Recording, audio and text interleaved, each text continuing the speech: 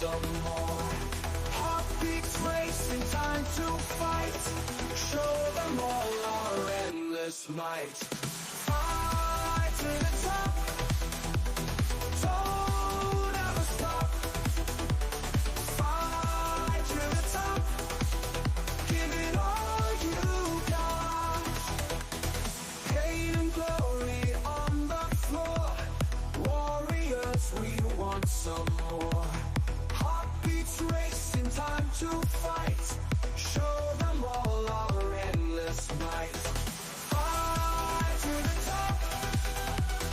Don't ever stop. Fight to the top. Give it all you got. Be the best that you can be. Dreams become reality. Clinch and grapple, push your way. Win the night and seize the day.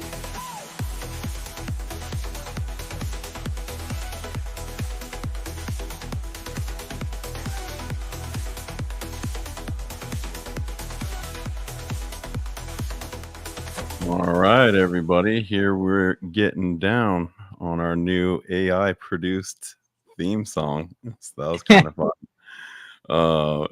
Just inviting you guys to check us out as usual Tuesdays at 7 p.m. This is episode 23 of your favorite Muay Thai live stream.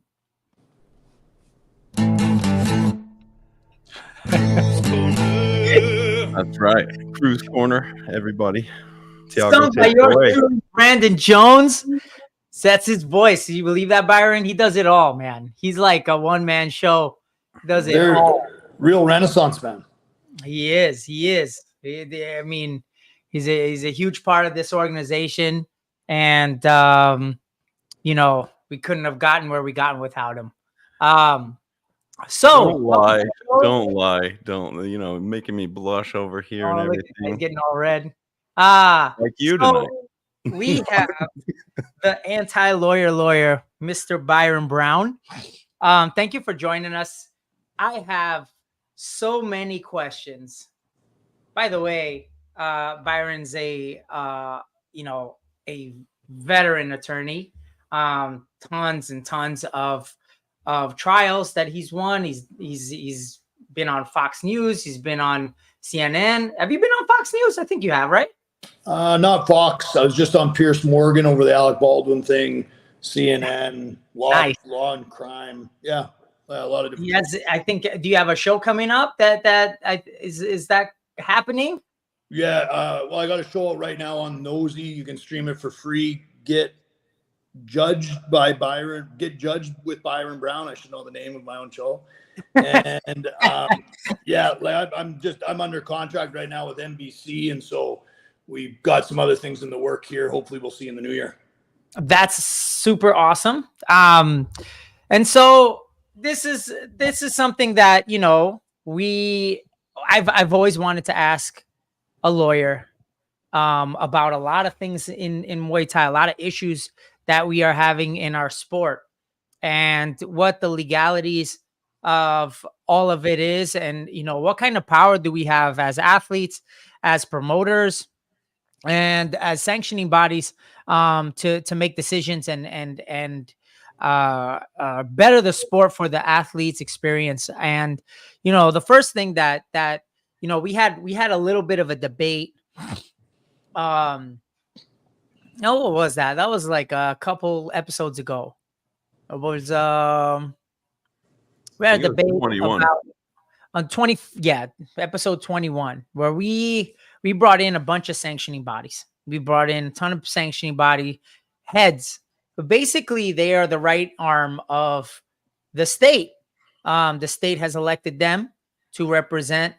They represent the state, right? And uphold statute.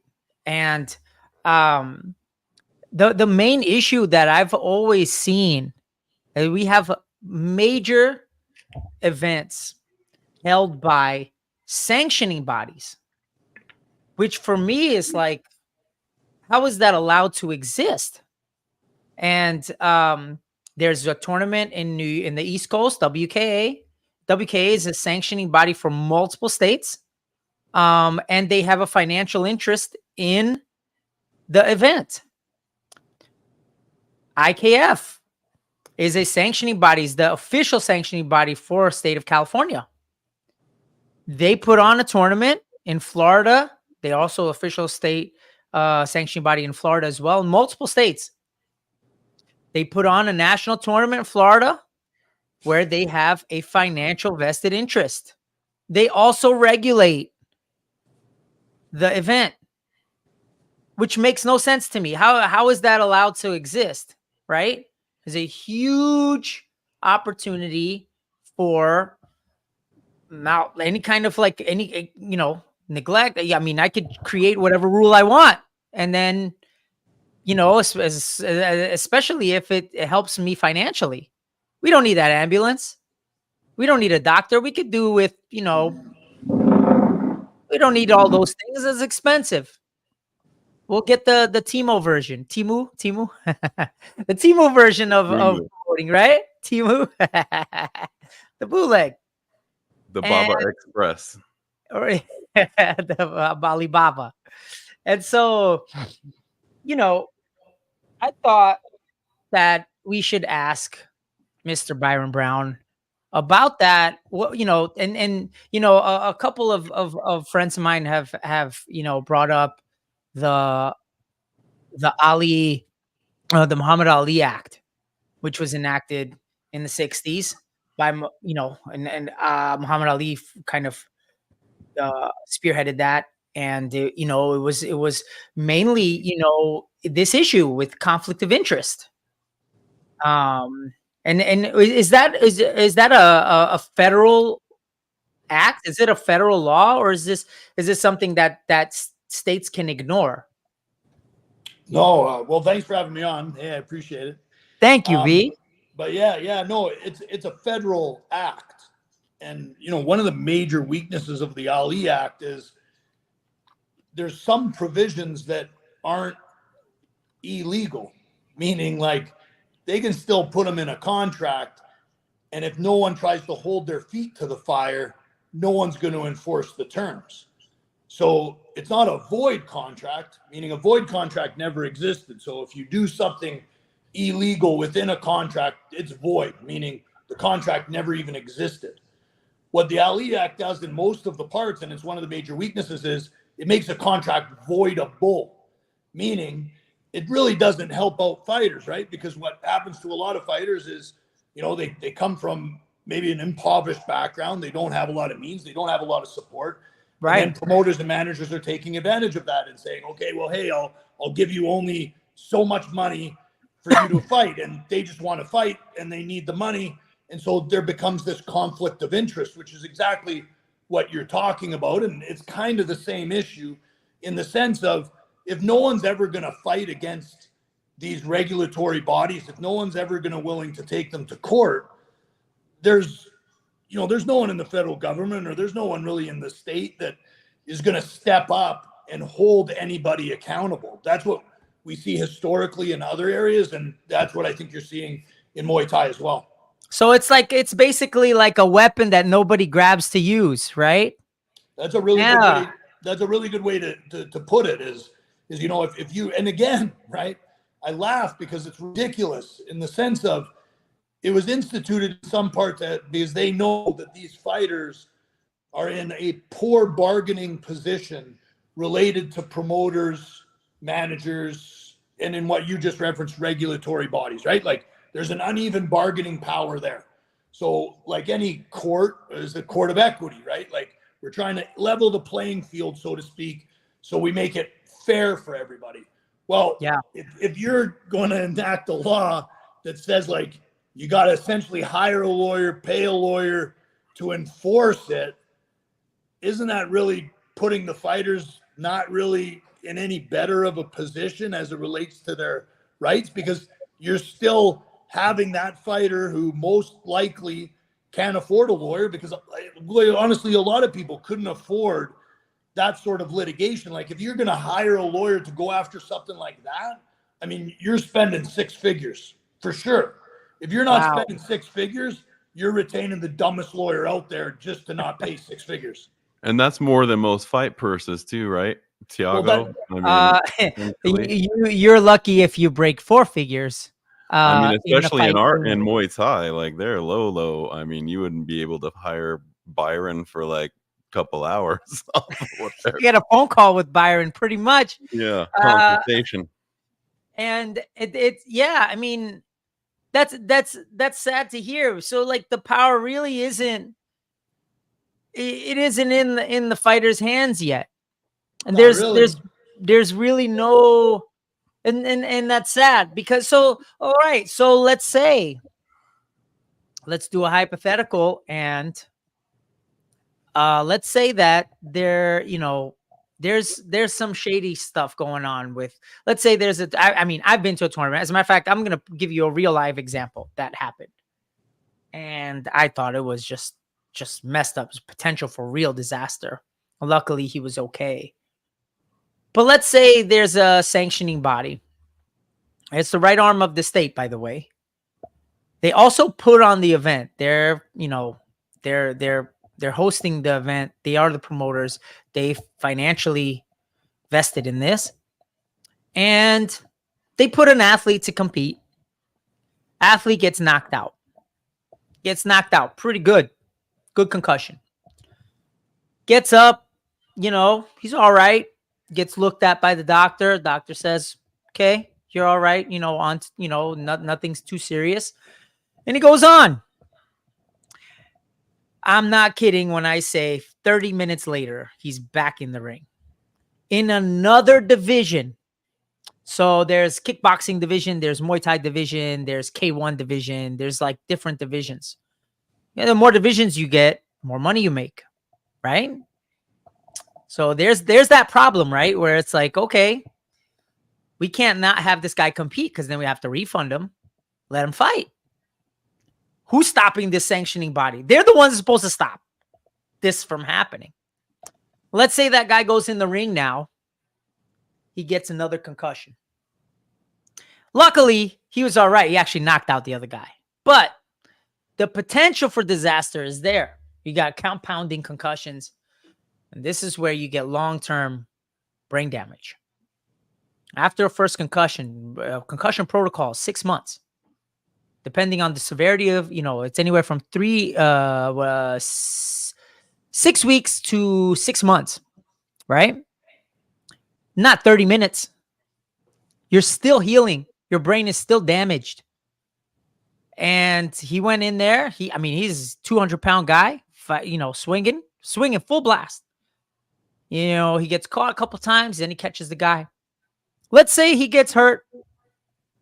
He collapses. He has to go to the hospital. Is there a suit there? Is there liability in, what would that athlete have to do as far as, is there negligence there on the part of the sanctioning body? I think you could definitely make the argument that there's negligence. I mean, the sanctioning body has an express, I would say, conflict of interest. And at the same time, they're supposed to be looking out for the safety of the fighter, the health of the fighter. And I think we all agree that's the most important thing in any of these events. But then at the same time, they have a financial interest. So like you aptly pointed out, if that financial interest, it outweighs or it makes some people blind to the protection of the health of the fighter. So like that's a perfect example, right? That I should say where a fighter might be able to get a lawyer who's really skilled and create some sort of change. Because in that instance, I would say that you could definitely file a personal injury suit against that sanctioning body. So you say, well, how or why would you be able to do that? Well, any sanctioning body has an implicit duty to ensure the safety and health of the fighter. And if there's an event, just like you just described, where a fighter gets a concussion and then the sanctioning body does nothing, very little, if anything, to promote the safety and health of the fighter. In fact, that sanctioning body puts that fighter in another bout soon thereafter. Whether that fighter gets injured in that other fight or not, I mean, it's a better case from a personal injury standpoint if there's damage. another injury. But with all that being said, usually that is how these cans of worms are open, so to speak. And what I mean by that is then a lawyer such as myself would get in there and be able to create some noise within the judicial system, would be able to subpoena some things and get more information and then proceed that way. I mean, I think you just saw the class action lawsuit against the UFC, which a bunch of fighters go out and then it went quietly away. Very quietly. That's the power of a good lawyer and a lot of money. And Right. you know, and listen, so what benefit did that do for the other fighters? Nobody can talk about it. So Right. no one's going to know the strengths. No one's going to know the weaknesses. No one's going to know all the information that was gathered through the discovery. I've had cases against the law firm that UFC uses. It's Hunter Campbell's father's law firm.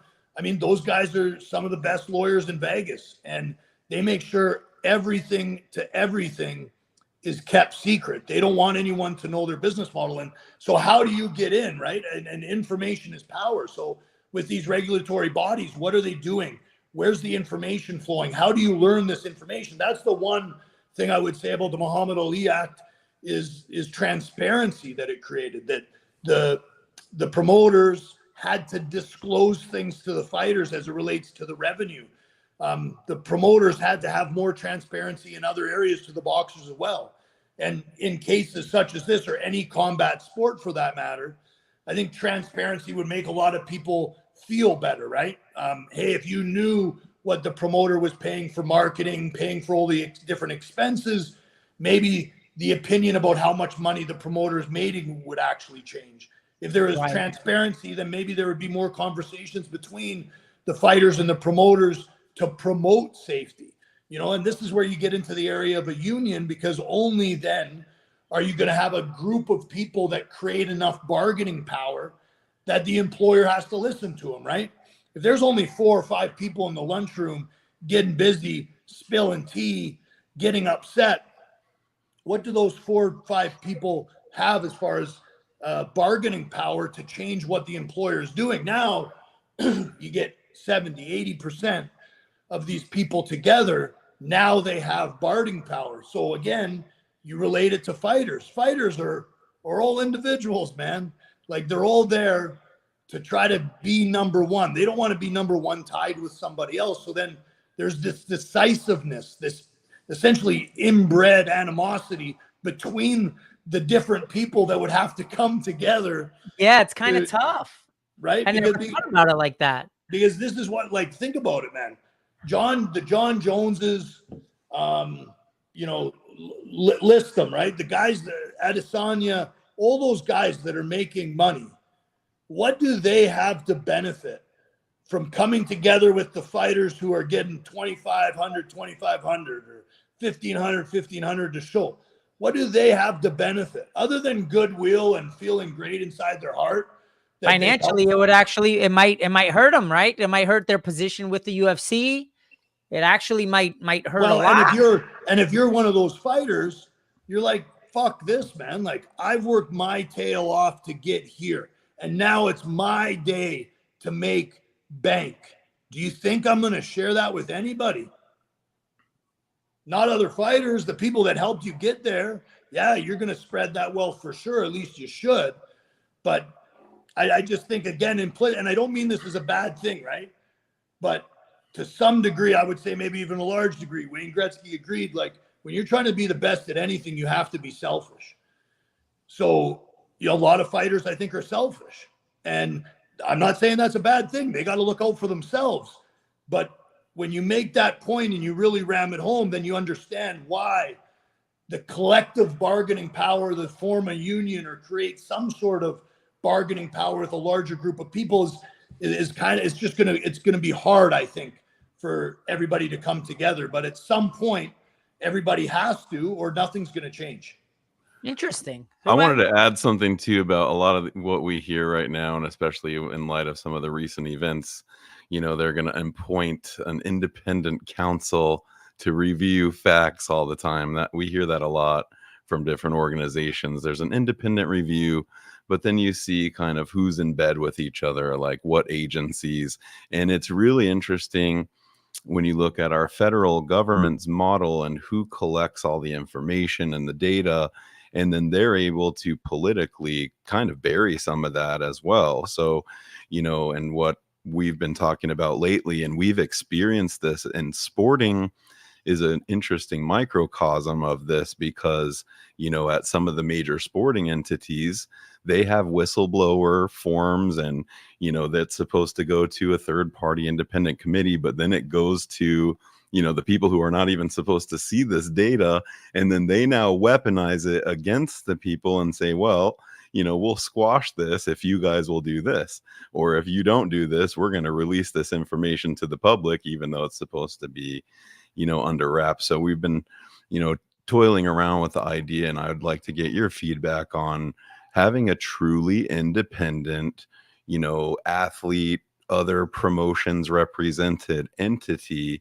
that serves as a board or the highest council, who can actually take that information that is a diverse representation across, like we talk about. We have the IKF, the WKA, USMTA, TVA, WB, all these different entities who are putting on Muay Thai specifically in the country, and having at least representation from each of them, as well as having athlete representation, so that there are not those abuses that happen, no matter if it's because now we have Olympic recognized entities, and that leaves another issue where they can abuse that power and now control a lot of the industry. So what's your thoughts on creating an independent entity, and what kind of power would that have? Two things, right? I'm going to put on my conspiracy hat, maybe not that much of a conspiracy hat first, but can anything ever be truly independent, right? I mean, even our government officials have the ability to trade stock that based on information that I think you could call insider information. So that's a stock trading strategy, I've heard. If you just trade what the government guys do, you'll make the government money. But I think that's the number one thing is especially, I think, when you're talking about regulatory bodies and you're talking about elected officials or appointed officials, I think it's tough to get a truly independent body, because I think, in any profession, in any professional sporting, there's people paying people money to do things and, to take different sides. And so, first of all, I think just truly independent is tough to come by. But let's say it could truly be independent. I mean, I think that's the best, right? I mean, you kind of saw something similar to this on a different scale with the NFL, right? The NFL had to have a neurologist on staff.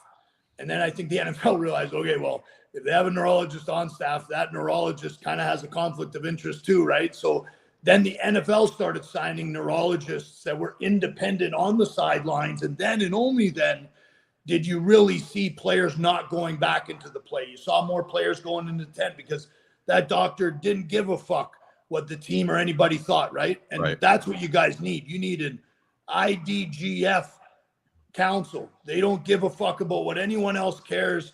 Their only interest is fighter safety, health, and ensuring there's transparency and that it's fair for everybody. I think that's probably the biggest thing ever. But again, right, like the problem exists that these entities aren't as big as the NFL or NBA or in the NHL yet. And so are people going to donate their time? And as soon as you start talking about people donating their time, then you got to wonder that there's managers and promoters out there that have the ability to talk to these people and maybe offer them things. So again, that gets me back to the truly independent council. But again, if we could have in our utopic thought that there's be a truly independent council that would look over this, and like maybe one in every state or one in every region, maybe to start, and have fighters on those committees to provide information and insight from the fighter's perspective on health, safety, and compensation, I think there'd be nothing better than that. Yeah, I learned from the Ted Stevens Act a little bit about that, and that's why that fighter component or the actual people who are participating in the event, those are mostly your independent, and they kind of help that balance happen. So Brandon, Well, can and then you? that's another weakness of the Muhammad Ali Act, because a lot of people said that it might even damage boxing, because it hampered promoters' ability to some degree to put on fights. And so without the fighter input, right, you might have a bunch of academics, you might have a bunch of people who've actually fought. But I think whether you're even a veteran fighter or an older fighter, generations of fighters, just like anything, they face different issues than the generation before them. And so I think it's really important not only to have older veteran fighters on there, right, because their interests and goals are different maybe towards the end of their career than someone at the beginning of the career, but to have all those levels, yeah, you're 100% right. Can you tell us, Brandon, what the Ted Stevens Act is? yeah, so In just case somebody's wondering what you just said about. yeah, you talking really about? short. So I don't, talk about this a lot, but I was one of the original people that compiled the Muay Thai Olympic charter documents, and it was revised over time. And I think there's other people who got it kind of passed through. There's an issue with, the some of the scandals that were happening in the Olympic Committee, and they tabled the committee that would recognize sports that were not in the games.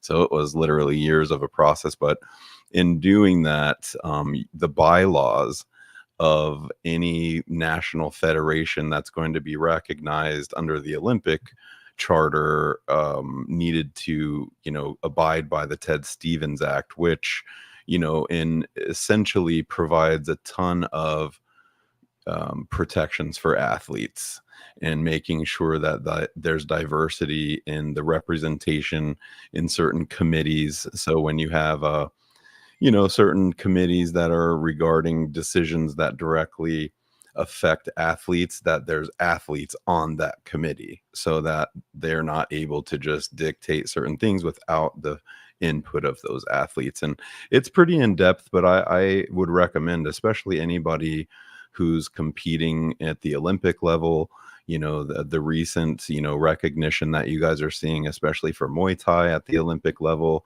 Get familiar with everything. I mean, I can't tell you enough. Read the bylaws of the entity, learn about what they say, learn about your rights, learn about your voting rights, and who's actually picking these people, and how they're holding secret elections without the athletes represented, and how does that actually affect the governance. So the Ted Stevens Act is just to help diversify, make sure that athlete representation is at the top levels. That's a very important act to get familiar with if you want. Like I said, to pick up that weapon that is basically unused. The Muhammad Ali Act is unless you know what that act says and you know how to use it, you're really powerless, right? And this Ted Stevens Act is probably one of those. Am I correct, Brandon? Or Byron? Yeah, I don't know anything about the Ted Stevens Act, but from what Brandon said, I would agree 100%. Yeah, I mean, there's a couple other scenarios I wanted to. Well, first off, the idea of basically a better business bureau for Muay Thai. The Muay Thai, let's call it the U.S. Muay Thai Council. The High Council, we've said. The High Council of all the elders. Yes. Oh man, I feel like I'm Lord of the Rings. But I think there's something there. To have athlete representation, to get all of the sanctioning bodies to come together, because one of the problems is the rule sets are different in every state. Unify a rule set, I think a Muay Thai council like that would be able to achieve that, or at least unify majority of the U.S. Right? If we got the IKF, we got the WBC, USMTA, TBA. I mean, that covers WKA. That pretty much covers the entire US. And these are only 5 entities, right? That really take up majority of the United States. If we were to be able to do that and have a committee where we would meet together, we would sit down, we look at the rules and we go, you know what? This is what the rules should be. Because I know ABC exists, but ABC is a boxing entity. It is a boxing entity that encompasses Muay Thai. And just like, you know, we would hope that we would be able to use the Muhammad Ali Act for Muay Thai, but reality is there's no such verbiage in that act that it's represented in Muay Thai. Am I correct, Byron? Correct. It just applies to boxing. It just applies to boxing. And from my understanding, it only applies to professional boxing. I don't know that because amateurs cannot be paid, right? It would have literally changed the definition. Again, that another weakness of the Muhammad Ali Act, and there's Right. other parts of the Muhammad Ali Act that only apply if the fight is 10 rounds or more. So if it's a 4-round fight, then the Muhammad Ali Act, some provisions of it don't apply. So again, I think what you're talking about is exactly what's needed, right? And that's one of the things in other areas of combat sports they're facing as well, is you have to get those 5 entities you name. If they all agree on one set, then it's more likely than you're going to have a uniform set. And I think that would be a huge moment in Muay Thai history in the US. If we were able to achieve that, that would literally change and move the needle for every single Nak Muay in the US. I'd like to right now, I'd like to petition people to, those entities. I named 5: WKA, USMTA, WBC, IKF, TBA. Am I missing any? Am I missing any of the big? This is the big Muay Thai. I'm not talking about boxing, karate. The AKAAK. There's a few sub ones that we don't hear, but those are the big 5. But let's be honest. These are the big 5, right? They've been around forever, as long as I've been around. And, they put on more events per capita than anyone else. I would say 90% of the events in the United States are put on, the bouts are put on and sanctioned by them. If we are able to put that together and create a unified rule set and, make sure that some of these sanctioning bodies that are also financially vested, have some kind of athlete representation. And they have to listen to the athletes in this committee. I think this could really, change. Somebody said ISKA. Ooh, I forgot about ISKA. Oh no. Thank you, Iron Fist. ISKA was another one. Yeah, ISK is pretty big. Yeah, they're pretty big. I definitely missed that one. I should have probably remembered. So that's 6. That's 6 sanctioning bodies that are pretty big. If we're able to do that. So we are officially inviting you all to the High Council. We're officially inviting you to the High Council of Muay Thai to maybe take a run, make an effort to kind of come together. And this conversation started, baby, what is that, like 4 episodes ago? Well, years ago. This? I mean, we've tried many times. Actually, a lot of people don't even know that, getting some of these people until, and I don't try to pat myself on the back, but it was a lot of work to get a call together, and Tiago was very involved, and we reached out to most of Everybody. those people that we're talking about, and got everyone on a call to discuss where we all agreed on a universal rule set for the sport. And I believe it was one of the closest that's ever That's the been closest done. it's ever been. And then, To Bob this is date, talking about it right now on the thread. He said, we Yep. almost did it a few years ago and then it blew up. And it's exactly what happened. exactly. We tried. And I think that what I learned from that is that people want to do this. I think people really want to unify the rule set. I think they want to create a product that works for everybody. I wanted to update something too, real quick, back on that Ted Stevens just for a second, because I'm a quick study and I have to make sure I'm giving the latest information. We got tech at our fingertips today. So I was just looking in for, just to clarify, Ted Stevens was a U.S. Senator.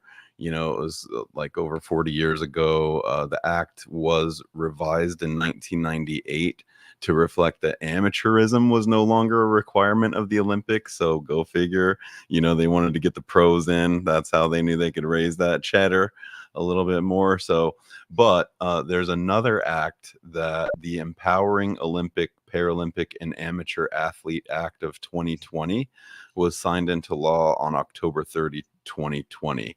So that legislation, as it's written, the USA Olympic site, is the legislation establishes mechanisms for governmental oversight of the U.S. Olympic Paralympic Committee, national governing bodies, and amateur athlete organizations in the United States.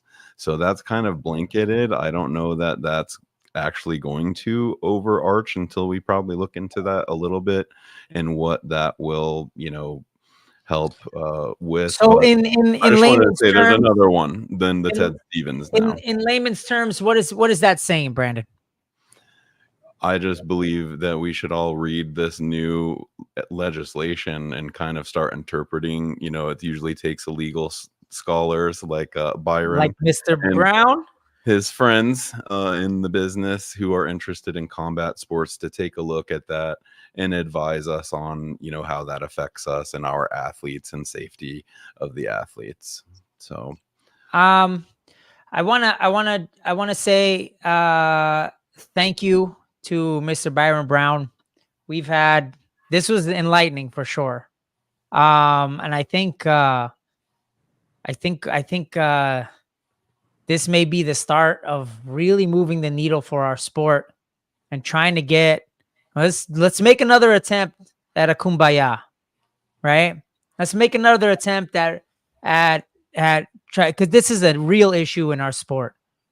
I was saying this a couple weeks ago. It was like in no other sport do you move into another state and the rules completely change. Now I don't play basketball different in Arizona than I do in New York City. That's ridiculous. It's ridiculous. It's a real problem. And I mean, I gotta literally ask the same question at rules meetings, like, hey, what are your criteria here? especially when people don't read, right? You're going to give them an 80-page document. Here, read all these rules before you come, while you're in your training camp and everything. It's like, that's why I hired Byron to read and interpret and then fight for me, right? It's tough. It's a tough problem. I think maybe looking into the Muhammad Ali Act, how would one use the act? They would have to just hire an extremely expensive lawyer, and there's no other way, huh? Like to really enforce that act, unless you're Muhammad Ali or some big boxing name that has tons of money. And somebody that's willing to give up their whole purse to the legal team. Well, think about it. When have you ever heard about someone enforcing the Muhammad Ali Act? Have you ever heard of someone violating it? Never. Not so once. I mean, again, right? You can have whatever you want written down. You can have whatever you want enacted. But if no one's going to enforce it, then is it worth the paper it's written on? And I think that's where maybe an oversight committee like you guys are talking about would be helpful, right? An independent group of people with one goal is to ensure the safety of fighters and look over things like this, look over these conflict of interests and have some sort of power. With a true whistleblower kind of mechanism as well. That does not sure. go to any, because if you're trying to complain about IKF and you got to send it to them directly, that's suspect or sus in the words of today. Yeah, definitely. Byron, real quick too, I'm going to throw up, because we like to give the plugs to those who are with us here. And you know, Byron, I gotta say, one of the best in the business here in Arizona.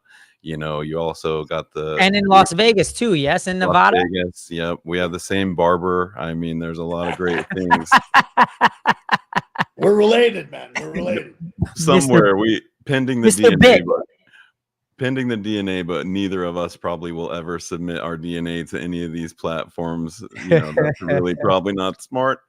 But at any rate, can you tell everybody what your area of practice, you know, is, and what type of, you know, clients you help? Yeah, sure. I practice all avenues of personal injury. I handle some criminal, kind of on a need to know basis sort of thing. But that's my bread and butter. Awesome. Yeah, Very and you can visit if you need representation. Yeah, you can find me antilawyer.com and every social channel, anti-lawyer. No bull, no nonsense. Just no nonsense, no bull. And I mean, he's represented me multiple times. I ride my bike a lot, as you can see in the background. I have multiple bicycles. I have been hit by cars, and he has represented me very, very well. I'm very happy with the service. His team, he has a stellar team. And he's also very accessible. It's very rare that you get a lawyer that's that accessible, that you could just basically call. He'll call you back. He'll text you. I was actually still half conscious after getting hit, T-boned on my bike by a car. And I called my fiance, I called my mom, and then I called Mr. Browne. I was number 3, Tiago. I was number 3. Hey, look, man, if you were number 1, I'd have hell to pay for my mom. I got you, man. Yeah, look, I ain't screwing around, man. I'm trying to stay above ground. You gotta one up that. You gotta do a group call next time, bro, and then they'll all feel equally special. You can tell the story one time, everybody can take notes, and that's right. I mean, I called him. He picked up. I actually and I was like, "Hey, man, someone just hit me." He told me exactly what to do. I did it.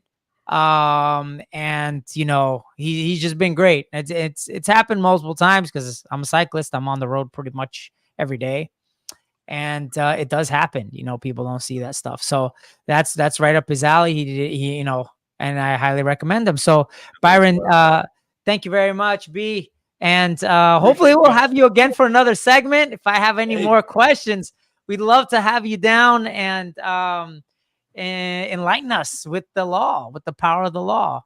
Thank you, guys. Anything for you, Coach. I'm always here for you. Whatever you need, brother. Thank you, B. I appreciate that, man.